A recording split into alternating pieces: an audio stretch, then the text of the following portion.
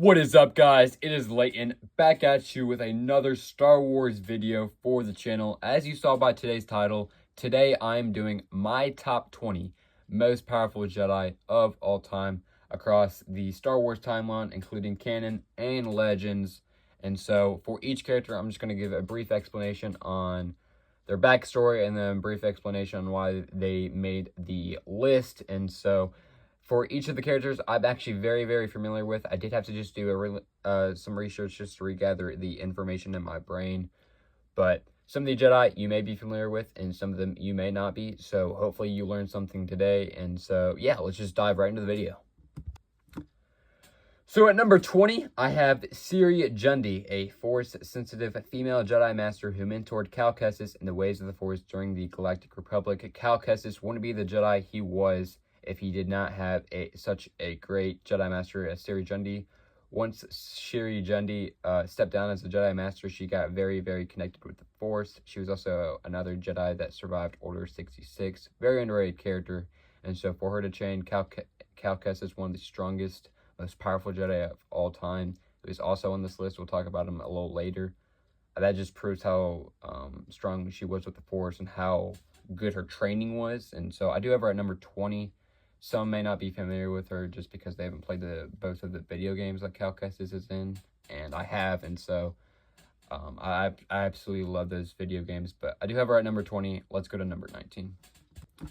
At number 19, I have Cal Kestis, a former Padawan that survived Order 66 and attempts to rebuild the Jedi Order during one of the hardest eras in the Star Wars timeline. Absolutely love Cal Kestis, and so like I just said, Ciri Jundi trained Cal Kestis, and Cal Kestis wouldn't be the Jedi he was in the video game, in that timeline, if he did not have such good training from Ciri Jundi.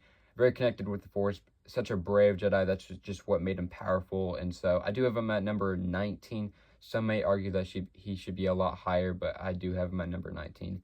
Let's go to number 18.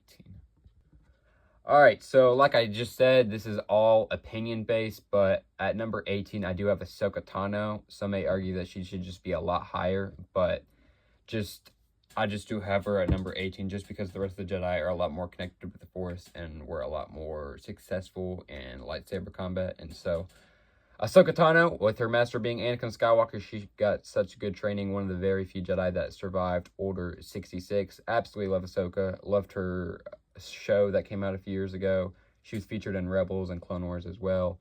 Very underrated Jedi. That's some people's favorite character.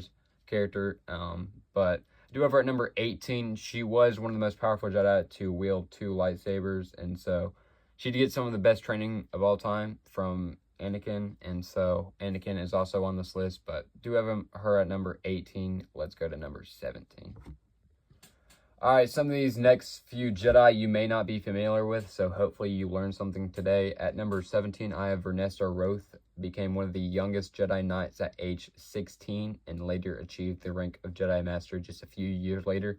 That just proves how deep she was with the Force and how strong of a Jedi she was. And so, I mean, at age 16, very few Jedi achieve a Jedi Knight at age 16. Some are still training, and so very underrated character, a very great character to learn about. I actually learned about her just a year or two ago, so I'm not very familiar with her, but I do know her backstory a little bit. But for her to achieve the rank of Jedi Master just a little while after she turned 16, I mean, her prime was one of the longest primes as a Jedi, and so very connected with the Force as well.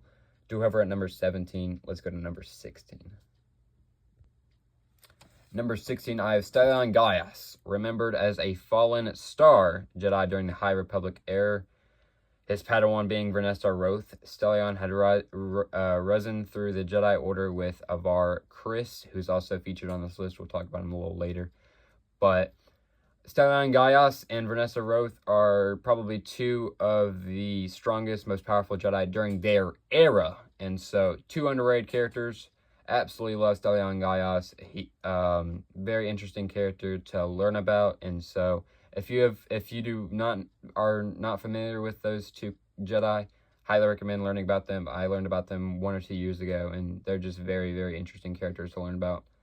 And so their bravery is what made them powerful during, one of the hardest eras in Star Wars, one of the most, just one of the hardest eras, and a lot of challenges during that era that they were in, the High Republic era. And so Vanessa Roth at 17, Stellan Gaius at 16, and let's go to number 15. Number 15, I have Avar Kriss, a Jedi during the High Republic era. She was noble and selfless. Kriss was an inspiration to many a Jedi after served on the Starlight Beacon, a space station on the frontier of the galaxy. Very, very, very deep with the Force. She's probably one of the most powerful woman Jedi, and so very underrated character as well. Most of these characters are just very, very underrated in my opinion. Very interesting to learn about as well. Avar Kriss, Stellan Gaius, and Vanessa Roth were 3 interesting characters that I learned about 1 or 2 years ago. And so, yeah, she was, like I said, the High Republic era was probably one of the hardest eras to be trained as a Jedi just because of how many challenges those Jedi had to go through. And so, do have her at number 15, very, very deep with the Force. That's just what made her very successful. And so, let's go to number 14. All right, so number 14, you may recognize her from the Star Wars prequel trilogy, but I do have Adi Gallia. She was a very successful Jedi during the Clone Wars, did wield that green lightsaber. Very, very successful during the Clone Wars. Her speed is what made her very successful in combat, and so, yeah, she's one of my favorite Jedi. I do think she's probably one of the most powerful Jedi during her era, and she was on the Jedi Council, but yeah, I do have her at number 14. Let's go to number 13. Alright, so some may be familiar with the next 2 characters, but at number 13, I have Bastille Shan, a female Jedi Master who fought in the Jedi Civil War during the fall of the Old Republic, born to Helena Shan, a treasure hunter. Helena Shan gave up on her daughter and gave her to the Jedi Order because she did not believe in her future. Bastille Shan was captured by Darth Malak and turns to the dark side and becomes Malak's apprentice. Bastille Shan, a distant of Darth Revan, formed a truce with the Sith Lords and fought with Darth Maul.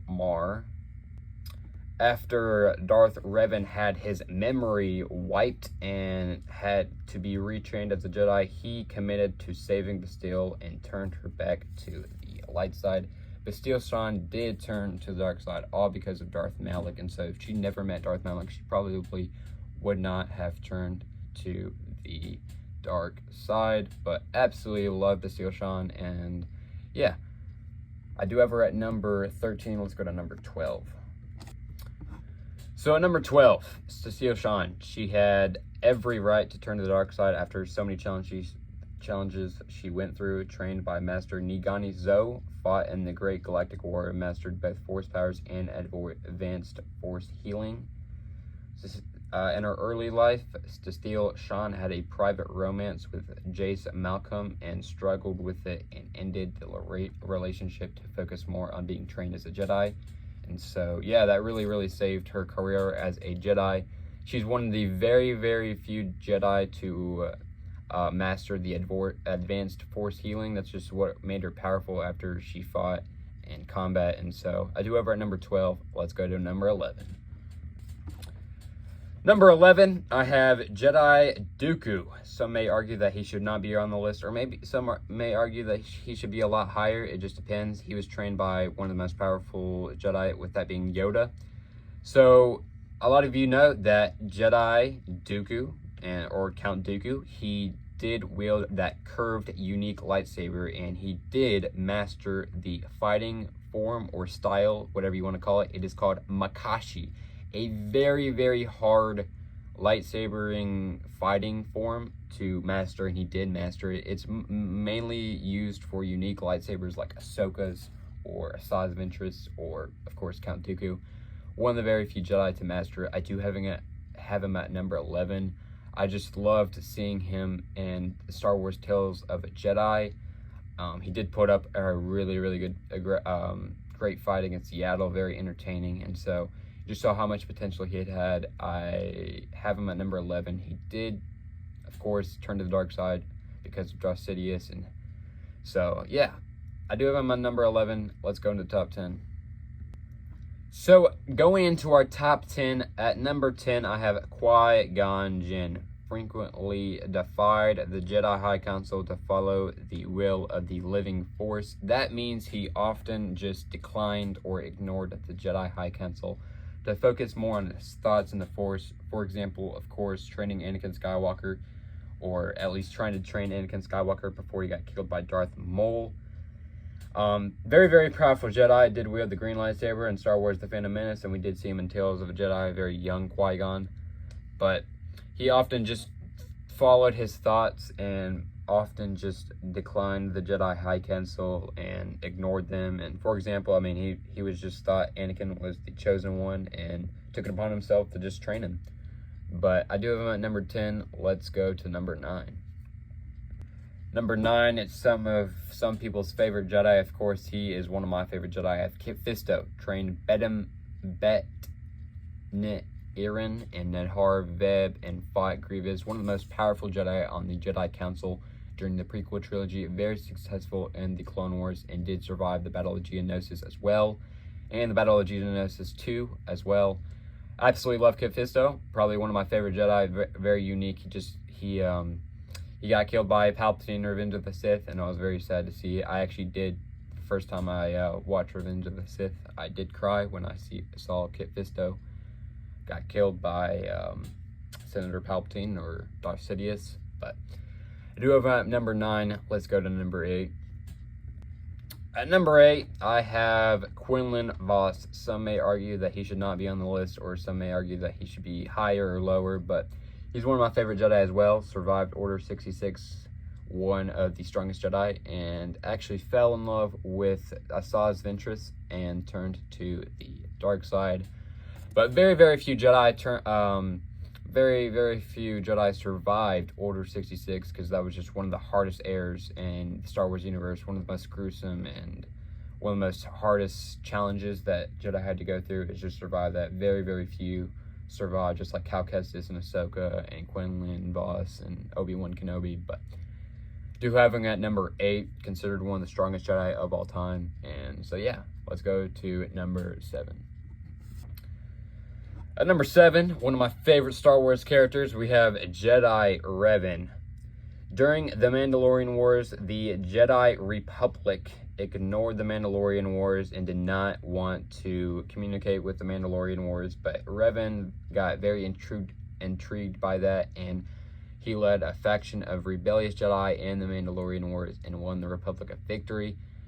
Darth Revan, he was one of the most powerful Jedi, and then turned to the dark side and had his memory wiped and got retrained as a Jedi and turned back to the light side. And of course, he was committed to saving Bastille Shan and turned her back to the light side. One of the most powerful Jedi, when he was a Jedi, and then of course turned to the dark side and became one of the most powerful Sith. Do have him at number 7. Some may argue he should be a lot higher just because of his lightsabering form, and that he did master some of the most hardest lightsabering styles. But I do have him at number 7. Let's go to the number 6 spot. Alright, some may argue that he should be a lot higher, but I have him at number 6. It's just my opinion, it's opinion based, but I do have Anakin Skywalker at number 6. Of course, the chosen one, the entire Star Wars trilogy is just based on him, that he's the core of the entire Star Wars trilogy. Love Anakin Skywalker, one of my favorite characters, but I do have him at number 6 just because he turned to the dark side, and in the end, he was just trying to save Padme, the one he loved. I mean, based on how hot she is, I probably would have turned to the dark side as well, but whatever. Anyways, Anakin Skywalker, of course, being trained by one of the most powerful Jedi, and that being Obi-Wan Kenobi, who's also on this list. We'll talk about him a little later, but to have him at number 6, let's go into the top 5. Number 5, Obi-Wan Kenobi. Every right to turn to the dark side. Lost Qui-Gon Jinn, lost the one he loved and enjoyed being around, with that being Satine, and of course lost his best friend, Anakin Skywalker. Had every right to turn to the dark side, but did not. One of the most powerful Jedi, mastered some of the most hardest lightsabering style / forms, and so one of the most powerful Jedi in the Clone Wars, trained one of the most powerful Jedi, with that being Anakin Skywalker, but trained, of course, Luke Skywalker before he got killed in Star Wars A New Hope by Darth Vader. Let's go to number 4. At number 4, Mace Windu. Absolutely love Mace Windu just because that Samuel L. Jackson played him. If any other actor betrayed Mace Windu, I just don't think he would be as great a character as he was today. And very unique character, one of my favorite characters. Mastered a fighting style called Vapid, which many do not master, and so it's one of the hardest, probably if not the hardest fighting style to master, and he was one of the very few Jedi to master it. Absolutely love Mace Windu. Of course, probably, arguably, the most powerful Jedi during the Clone Wars, in my opinion. I have him at number 4. Let's go into the top 3, ladies and gentlemen. So at the 3rd spot, we have Plo Koon. Beat Master Yoda in a sparring session and got killed during Order 66. Of course, very, very few Jedi were able to be Master Yoda in a sparring session. If I'm not mistaken, actually Plo Koon may be the only Jedi that has ever beat Yoda in a sparring session who's also on this list. And so Plo Koon, I am considered one of the nicest Jedi, and so just his speed is what made him very successful. Of course, he got killed during Order 66. Very few Jedi survived that, but have him at number 3 just because of what he did during his career. His prime was very long, and so we did see him a lot through the prequel trilogy. Let's go to number 2, ladies and gentlemen. At number 2, Luke Skywalker, specifically Legends Luke Skywalker, the Grandmaster of the New Jedi Order and strongest version of Luke Skywalker. Of course, he trained Grogu, and absolutely love Luke Skywalker. When I watched A New Hope with my dad, which was the very first time I watched New Hope, I loved seeing him get trained by Obi-Wan. One of my favorite scenes is when Obi-Wan's training him in the Falcon. And absolutely love Luke Skywalker. His fight with Darth Vader in Empire Strikes Back, very, very iconic. Probably one of the most iconic scenes in movie franchise history. And so absolutely love Luke Skywalker. Have him at number 2, specifically Legends, because that's the strongest, most powerful version of Luke Skywalker. Let's go to number 1, ladies and gentlemen. At number 1, Yoda. Strongest, most powerful Jedi, has the longest prime of a Jedi by far, lived till 900 years old and trained some of the strongest Jedi of all time. Absolutely love Yoda. Never, ever even thought of turning his hatred towards himself, and never, ever thought about turning to the dark side. Absolutely love Yoda. And so I have him at number 1. It's pretty obvious to have him at number 1 just because his prime was just so long. Trained some of the most powerful Jedi. His quickness, his speed. Never really had a con about his Jedi. I mean, he never really had a con about himself. There's nothing that he wasn't good at as a Jedi. And so I do have him at number 1. And so, yeah, that's my list. Yeah, that's my list. Hope you guys learned something today in today's video. I do have a couple honorable mentions. Ki-Adi-Mundi, one of the most powerful Jedi in the prequel trilogy. Illuminara Unduli and Bursa Fee, Padawan and Master. Absolutely love those 3 Jedi as well. That just did not make this list, but those are 3 honorable mentions. Ki-Adi-Mundi, Bursa Fee, and Illuminara Unduli. Hope you guys enjoyed the video. This is my top 20 most powerful Jedi of all time. Please subscribe, like, comment more videos you want to see in the future. And yeah, go on my community tab. Go have fun over there as well. Hope you guys enjoyed the video. God bless you. May the Force be with you. And I'll see you in the next one.